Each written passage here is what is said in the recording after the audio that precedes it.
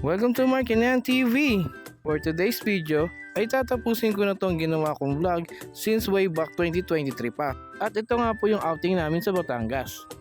Kaya naman wag na natin tong patagalin. Let's go! Bandang alas 3 na nga po nang kami magsimulang mag-impake ng gamit. Kailangan din po kasi natin umalis na maaga. Bukod po sa iiwas tayo sa traffic, medyo malayo din naman po kasi ang biyahe papuntang Batangas.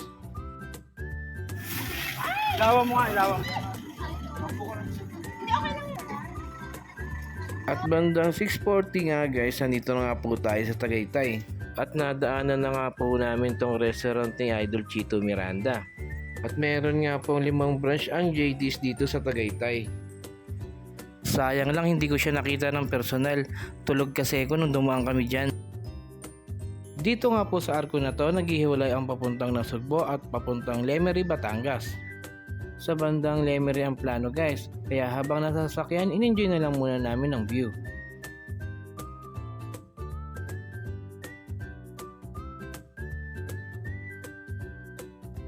At dahil nga nasa Lemery tayo, nadaanan nga namin tong Fantasy World.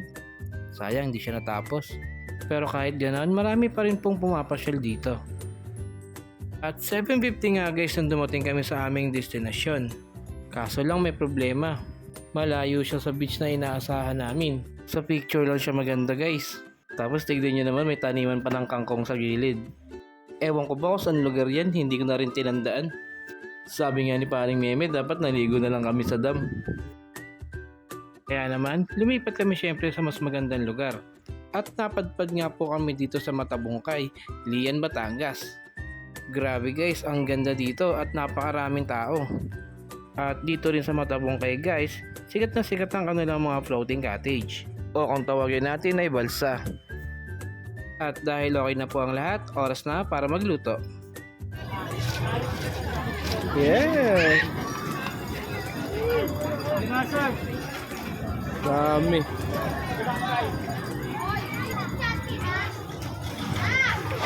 Pagdating naman sa floating cottage guys, pwede naman po kayo mag-request kung gusto niyo ng malayo.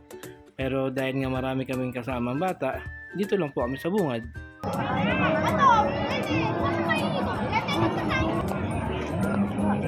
Kadang! Ada! Da! Ganda mata, bilis! Ganda mata!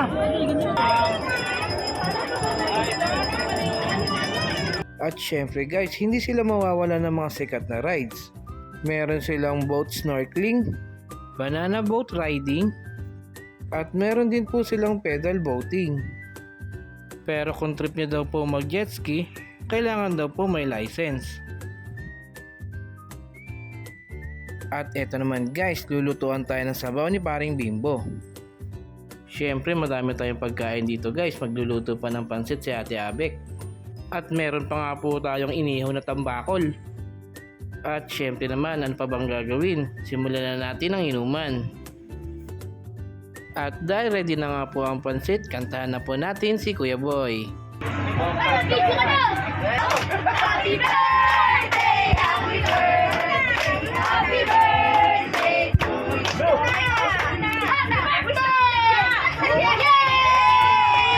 At kung sakaling pupunta din kayo sa Matabungkay guys, huwag niyo kakalimutan mag-snorkeling. Pero tandaan nyo lang po, bawal mag-uwi ng kahit na ano, maging isda man yan o starfish.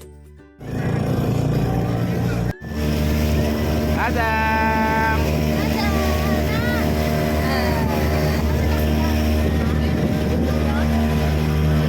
Ayun, dati na ito na niya.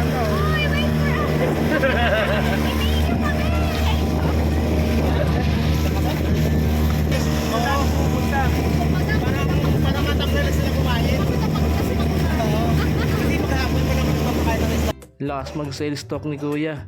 Inaantay ko nga magsabi kung open-minded ka ba. Hindi, joke lang Kuya. Baka panood mo to. Ano na si Maye?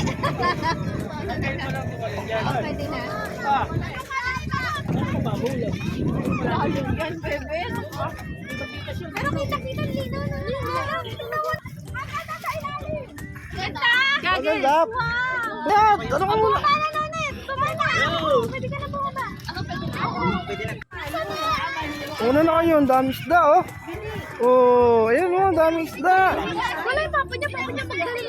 Hello, mga friends. Grabe oh, oh ayun oh. At kahit teka lang tong cellphone ko guys, ipapakita ko sa inyo ang ilalim.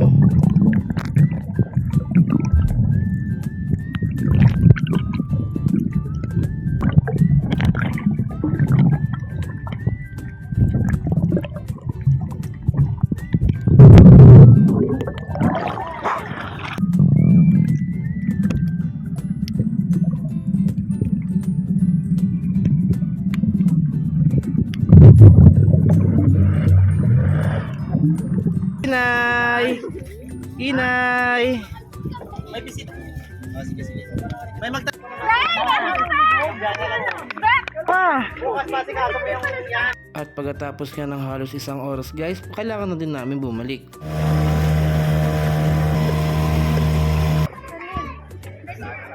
At pagbalik nga po namin sa balsa guys, nagligpit na rin kami ng gamit. Kailangan na din po kasi namin umuwi. Malayo din po kasi ang aming uuwian, kaya naman hindi na kami nagpaabot ng gabi. At dahil umabot ka sa punto na to, silipin mo na rin ang YouTube channel ko. Like and share mo na rin kung gusto mo. Pero sa ngayon guys, hanggang dito na lang muna tayo. Goodbye!